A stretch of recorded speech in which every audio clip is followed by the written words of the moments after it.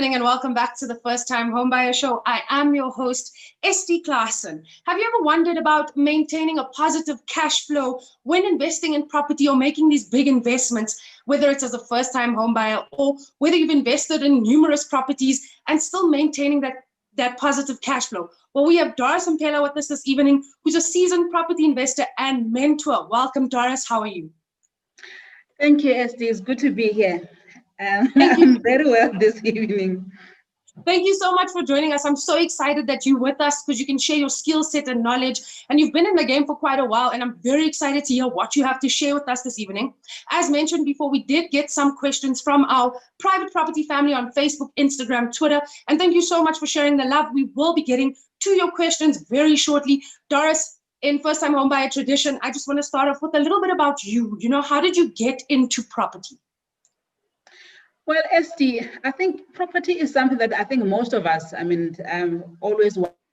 Me personally, I've always known that property is a good investment, something that you can leave a legacy for your kids for.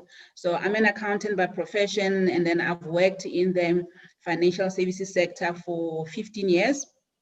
So I've kind of exposed to property. So I've seen people grow their wealth through property. So I told myself that, when I do retire, I did have a plan, and I said, I want to retire at 40. And when I do retire, I want to focus on property, because I can never leave my qualification to my kids, but I can leave the property to my kids. So that's one of the things that I wanted to do, was because I wanted to leave something that my kids can continue to live on when I'm gone. That's very true. You take that degree with you to the grave. Your education is yours only. So that's so powerful. I love that you said that, and this actually leads to my next question. So, because you said that you wanted to leave a legacy or leave something for your kids behind. I guess we could have invested in anything to leave something behind. Why specifically property for you? Okay, so remember that typically there's three ways. Obviously, there's more than ways, but ways that you can create wealth. So it's all about wealth creation, and just property just happens to be one of them.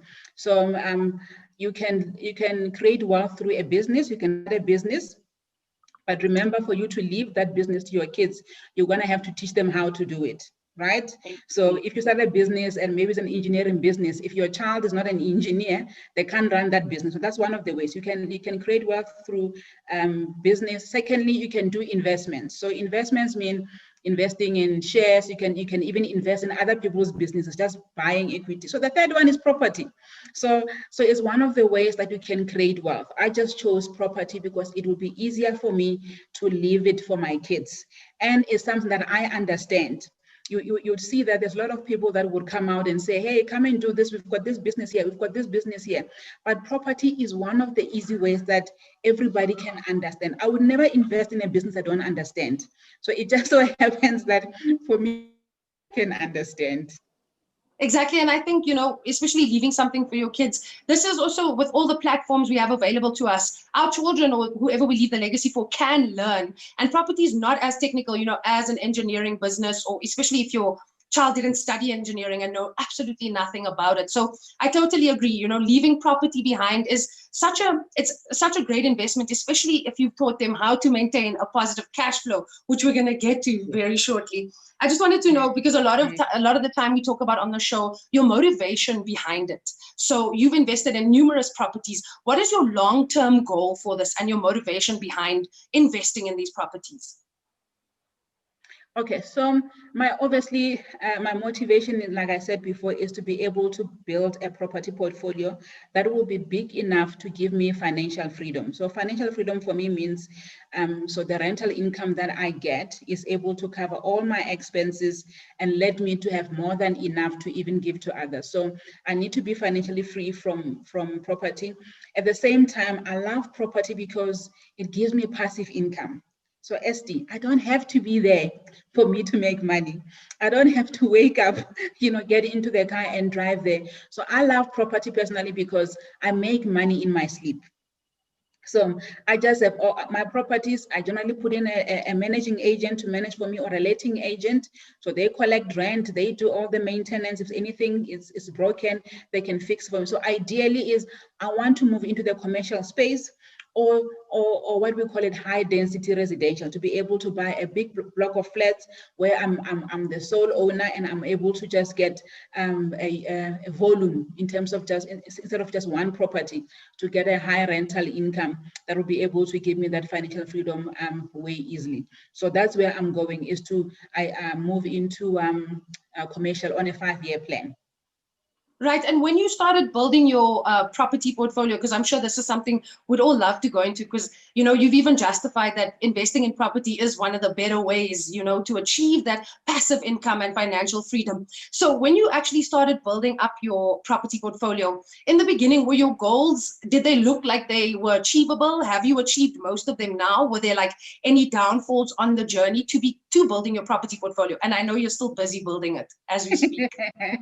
Yes, I think, you know, with any business, Esti, there are always lessons. You know, there's building blocks. And that's why I did not start by just going and buying a big block of flats, because you have to have some lessons. You gotta, property is one of those ways that you need to have a team around you. And one of those, it means you need to have a reliable lawyer, which would be like your normal conveyancer, your bond originator, your letting agent, estate agent. So until you have built you know, that team around you, it becomes very difficult for you to be able to move on. I mean, for example, when I started, had very problematic tenants, try to manage the tenants myself, you know, and then, oh, the next thing they'll call you, hey, sis Doris, you know, I can't afford to pay this month, you know. So I realized that having a relationship with tenants is a no-no. So it's much better this way. When it's a letting agent, everything is professional. They don't even know that I own that property. So as far as they're concerned, I'm like one of the tenants when I walk into the property. It becomes a lot easier. So it is one of the things that I've learned the hard way, to say, don't have a relationship with the tenants. Keep it business. You know, I mean, keep it like as a business. So don't let them get to know you personally, because then they want to try and negotiate everything.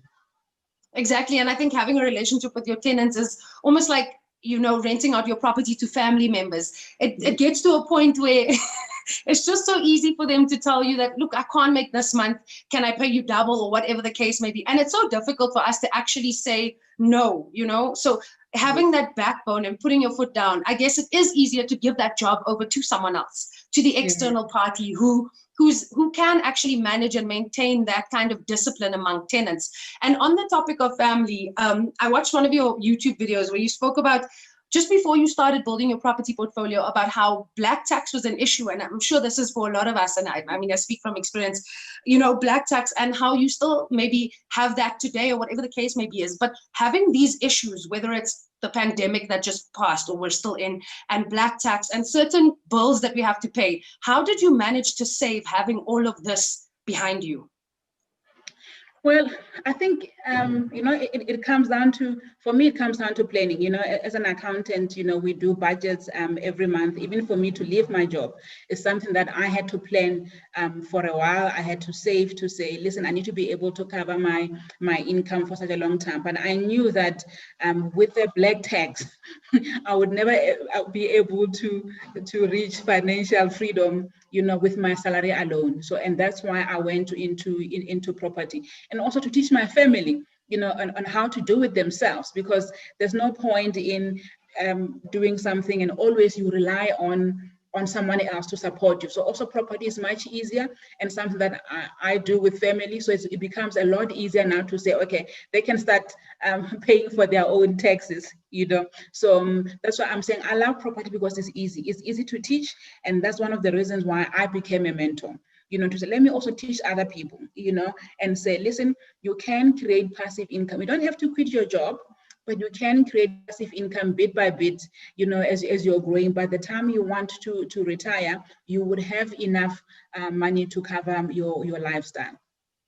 Exactly. And, on this topic of you being a mentor and helping us, that's exactly why I'm so excited to have you here this evening. Because like I said earlier, we did get a few questions on our Facebook, Instagram, and Twitter. Again, thank you so much to our viewers. I'm going to jump straight into this because I think we're on that train now. This is from Andile, Kondile, and Kagiso. This is really a basic question, and I think it's also a very important question, is where does one start and how do we invest? How do we invest? How do you invest? Okay, so it's very important. So when there's one way to start. First, you gotta know your credit score. Know your credit report. Okay, so you can for most people, they know that we've got credit bureaus like your TransUnion. You need to find out what your credit score is. So typically, if you're registered with them, should be easy. But if you're not, it's still fine. I would say speak to a bond originator.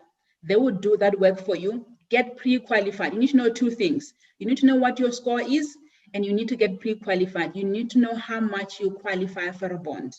And the bond originators are good in such that they will do that first step for you. Before you even go and look for property, you need to know how much you can buy for.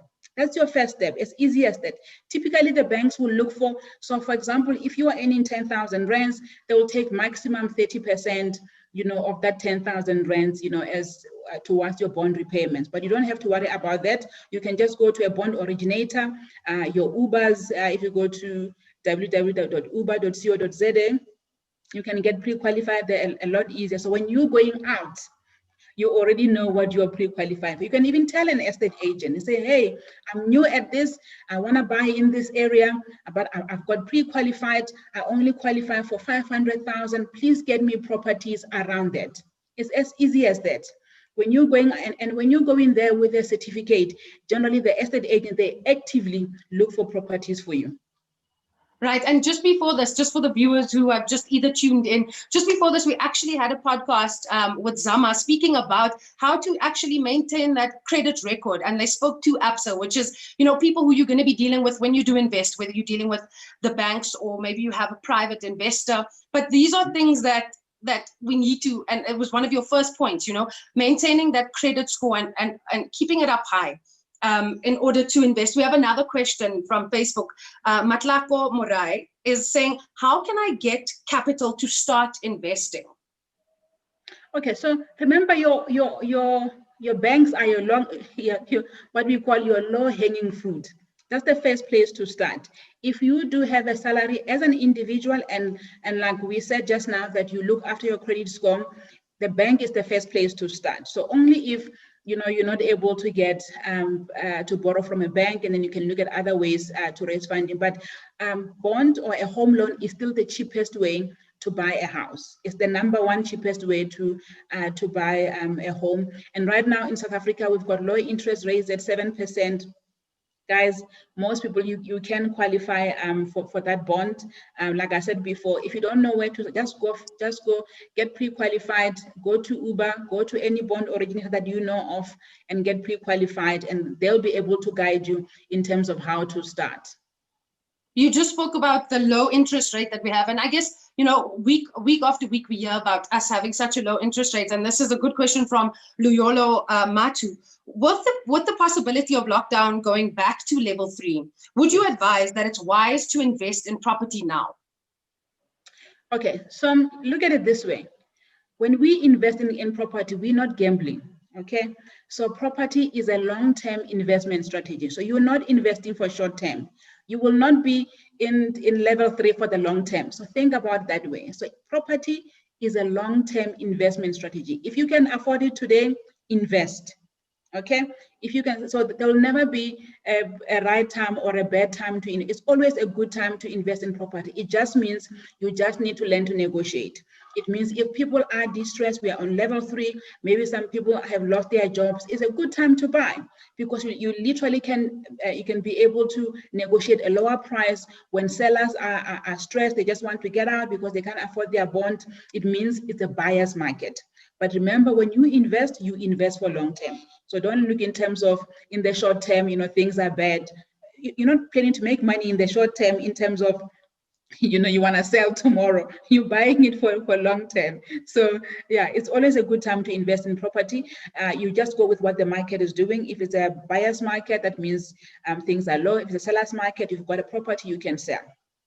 So never mind the level that we're in or like, I think in basic terms is if you have the capital, invest now, because like you said, it is a long-term investment, and it's not only for you. In your case, it's a legacy, you're leaving it for people. And again, know your motivation as to why you'd like to invest. And that will also answer your question, whether you're in level 3 or level 1, if you're ready to invest right now. I just want to go back to your personal journey on your property portfolio. And I know you said there were lessons learned, and there's always these building blocks, but maybe if you can talk about one obstacle or a few obstacles that come in your way when investing in property. Okay, so I think your number one, if you're looking for to do investment in property, obviously is in terms of not having rental income coming into your account. So having defaulting tenants or having a property that is vacant. So it's one of those things that you have to budget for. So for me personally, I think the one that hit me the most, especially during lockdown, was defaulting tenants. When everybody, you couldn't really move them, nobody could. So one of the things that helps to do that is you can take what we call it rental insurance, or you can go to Rentmaster and I think you pay as little as 85 rands or something like that. You can get rental insurance, but they'll only cover you for 3 months. Unfortunately, you're not going to be able to get covered over a long term. You can do that. At the same time, you need to have a good relationship with your bank, so that when things are tough, you can negotiate with the bank and say, listen, give me some time. I mean, during lockdown, for example, SD, one of the things that, most of the banks did, and that's my banks also, because I've got bonds with both FNB and ABSA. ABSA is fantastic. I love them as a partner. So one of the things that they did, they gave us 100%, what do we call it? Bonds deferments. We didn't have to pay any bonds repayments for 3 months. So even after 3 months, when the lockdown levels moved, they said, after June, they said, listen, you still want to have, this, we can give you, just pay us 25% of your bond repayments. So guys, you can get into property. You need to learn to have a relationship with your bank, have a relationship with your financier. If things are tough, don't just run away. Right, and then work with the letting agent then now to find you another good tenant. It's very important that you have a good. That's what I'm saying. I love a team. I'm not a specialist in everything, but if you've got a good managing agent, they'll help you to work around that. And in addition, for me, SD is that I buy distressed properties. So generally, those properties do need work. So one of the things that I had to build over time was to get reliable builders to help me to do the renovations. But other than that, as long as you've got rental income coming in, property is one of the easy ways. Just learn to mitigate the risk of tenants not paying you.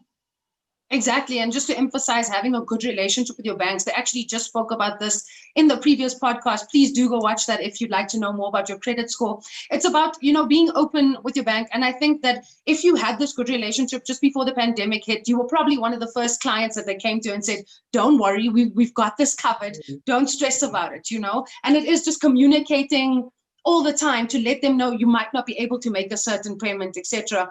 Doris, we've got a few questions. We've got quite a few questions coming in so quickly, and I know we still need to go to an ad break. This is on Instagram.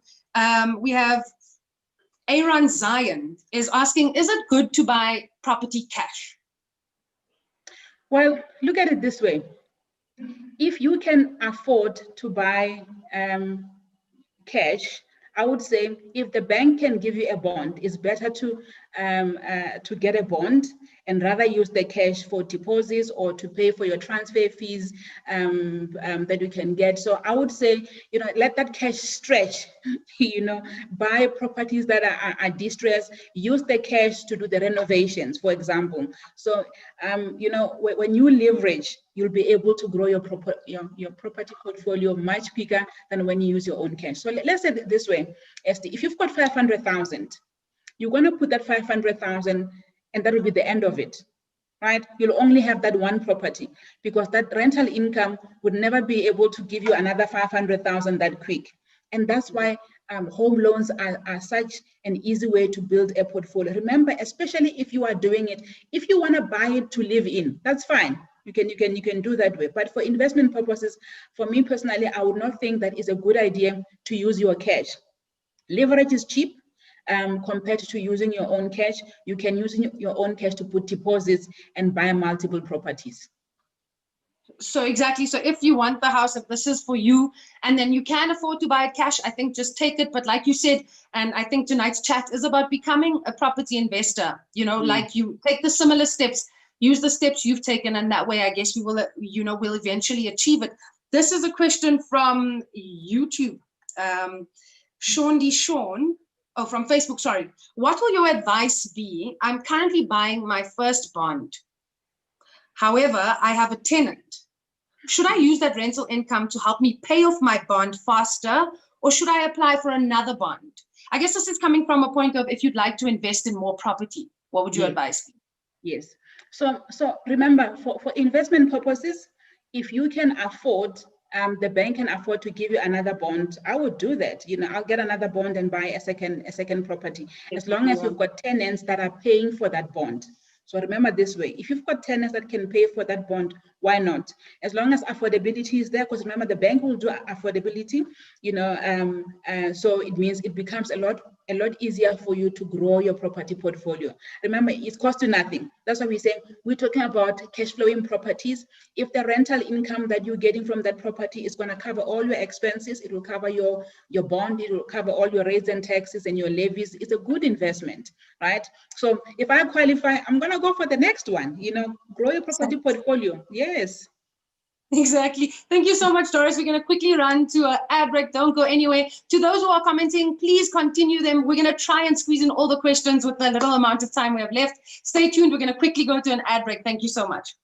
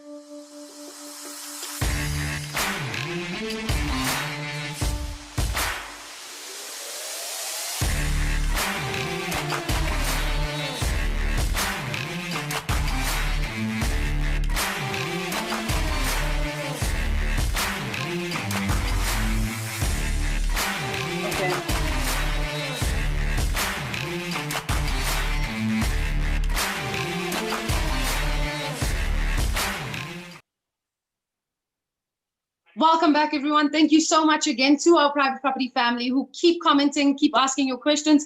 As you know, we have Doris Mpela with us this evening, seasoned property investor and mentor. Thank you so much, Doris. I'm going to jump straight into it just because of time. I watched one of your previous shows about where you talk about how first-time home buyers can actually become successful by investing in one single property. Please share with us how we can do this. I'm doing it tomorrow, if it's possible. Okay, Esti, I think so on that show we're talking about 5 different ways where you can make money from a single property. So obviously one of the ways that most people do know about is rental income. So you get to make money from a single property through rental income. You rent it out, but make sure that you do run the numbers. So running the numbers simply just means that you say rental income minus my bonds and minus my rates and taxes, minus my managing agent fees, all your costs that are going to be there, minus my levies. I need to be able to make a positive cash flow. Okay, so that's one of the ways.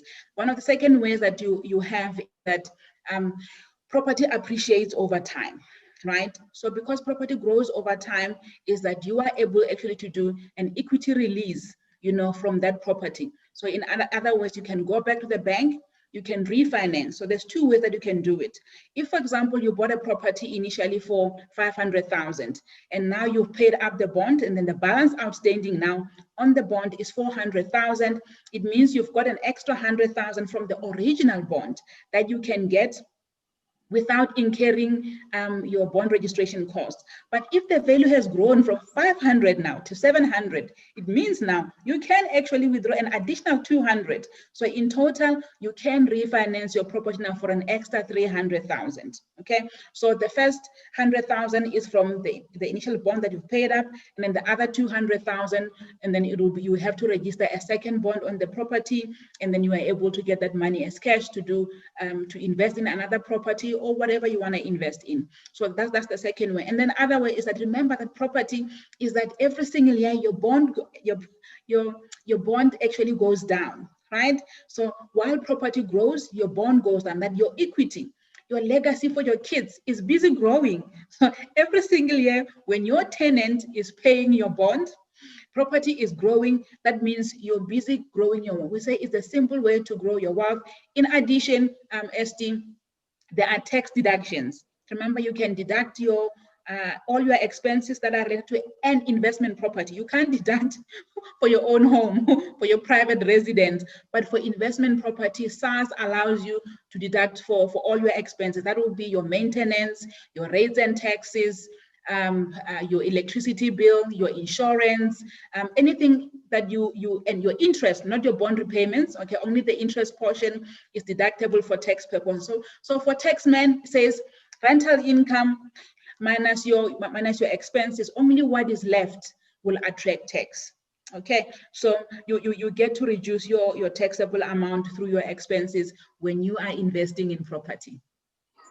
I know you briefly ran through the 5 pointers, and I mean, if I could get you back on the show just to talk about that, because I know there's a lot of young investors or even people who have invested in property before who'd actually love to know how, I don't think, and I know your long-term goal is investing in maybe a block of flats or whatever the case may be, but I think investing in one single property just to start off with, it is possible to maintain a positive cash flow if we do it the right way and if we're able to follow your steps, because I mean, you've done it, you've used your own steps and you've succeeded in that regard.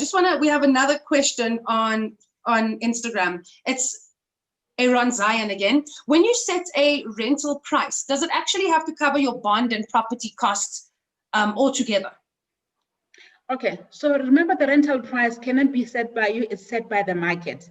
Right. Remember, you have to be competitive. If, for example, you are in an area where a 2-bed, 1-bath, they rent out for 5,000 rands. If you put yours at 6,000 rands, you won't get tenants. So the way you do it is that you need to make sure that when you buy, you negotiate the price of the property when you buy. So let's say, for example, in that market, maybe the average property price is for a 2-bed, 1-bath is 500. You need to make sure that you negotiate and buy it for 400. So in that way, then your bond, will be around maybe 3.5, and then, you can add your other costs. You have to know that price before you buy. So work in the numbers before you buy and say, what will be my bond repayments? If I buy at 400, my bond repayments. And the only way, personally, I get to buy properties below market value, ST, is because I buy second-hand properties. I don't buy in new developments. I buy properties where I can still add value.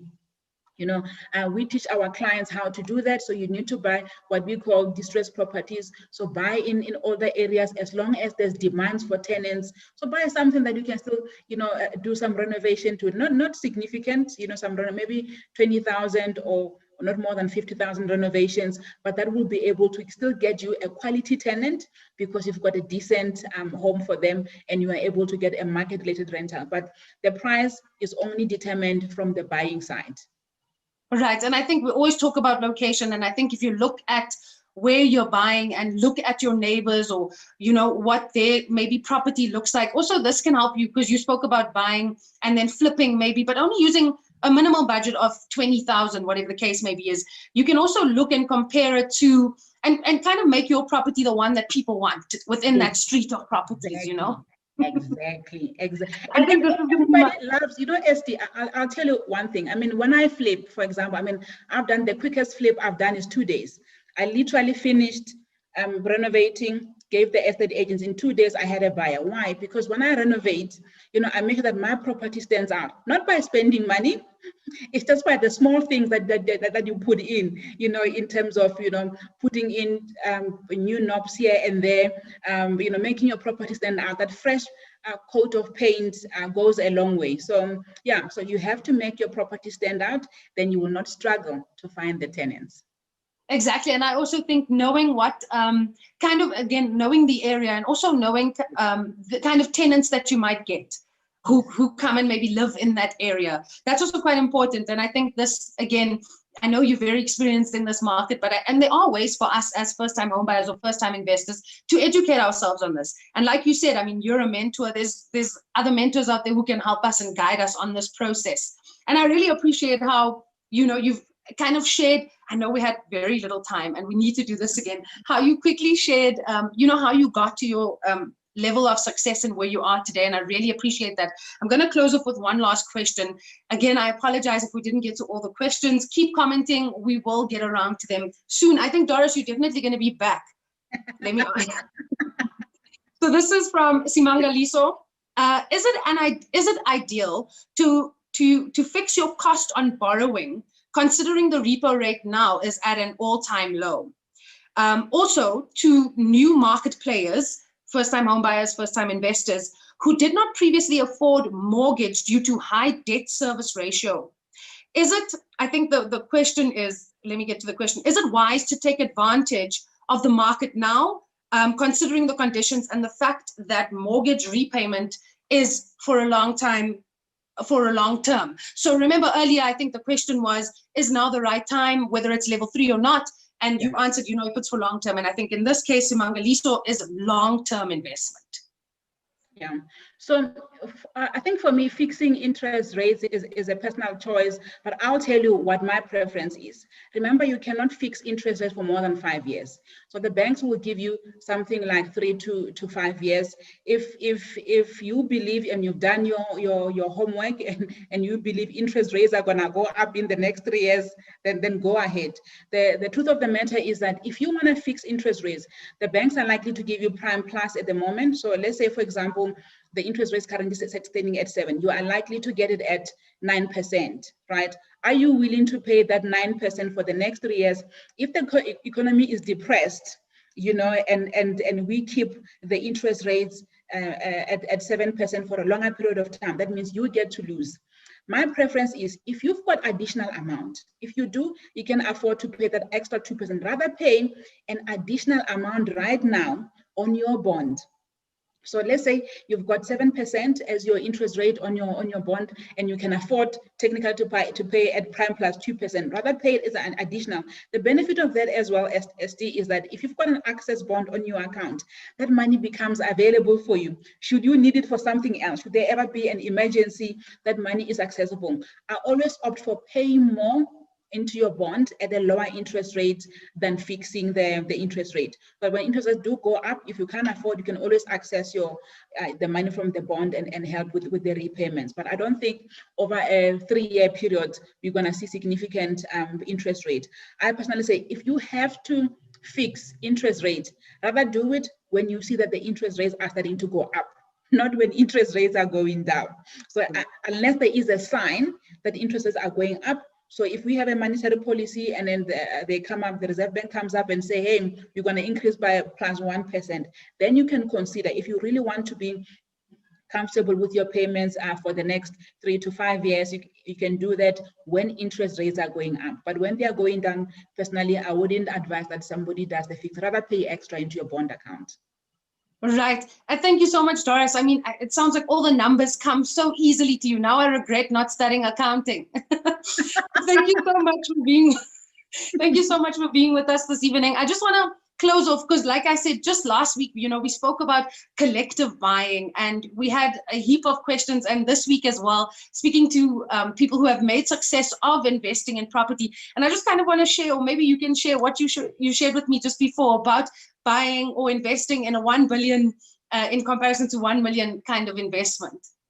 Yes, I think, there's power, SD, in investing together with other investors.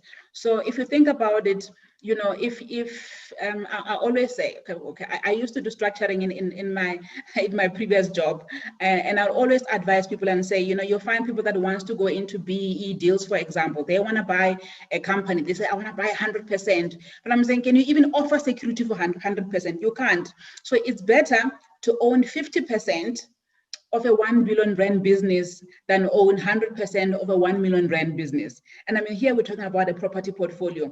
If you can club together with other investors and be able to invest in a development or even in a complex, you know, for example, that you can own together, you know, you will see that the return on your investment is going to be a lot higher than investing by yourself, where you'll easily, by the way, reach the ceiling for affordability. You know, for most investors, they will tell you that only relied on their own salary for investment, you know, with the NCA, you will reach the ceiling in terms of affordability quite quickly. So there is power in investing in a group. Together. Exactly. Thank you so much, Doris. It's been an absolute pleasure having you on the show this evening. Again, to our viewers at home, thank you so much for submitting your questions. Please continue to do so. And don't forget, tomorrow we have another podcast at 7 p.m. And regarding the credit score or any other shows you'd like to see, just go and click on the links below and you'll find all the information there. Thank you again, Doris. Have a good weekend and stay safe. Thank you, everybody. Bye-bye.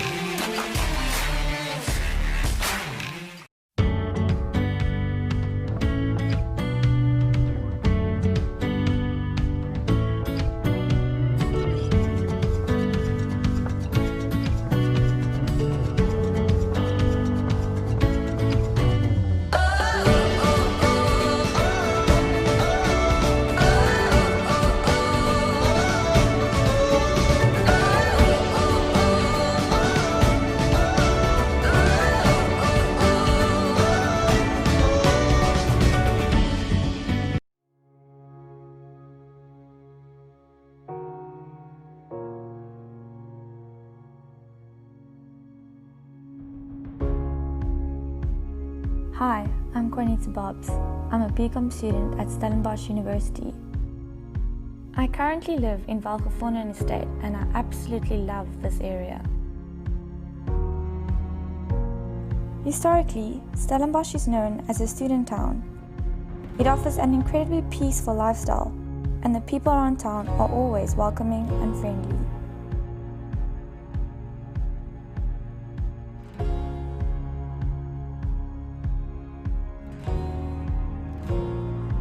Because it's a small town, there's an amazing community vibe with some really authentic coffee shops and restaurants.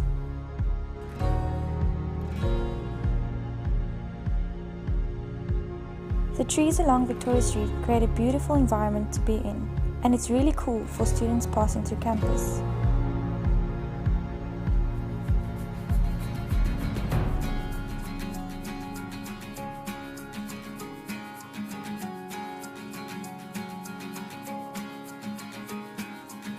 There's some excellent boys and girls schools in the area.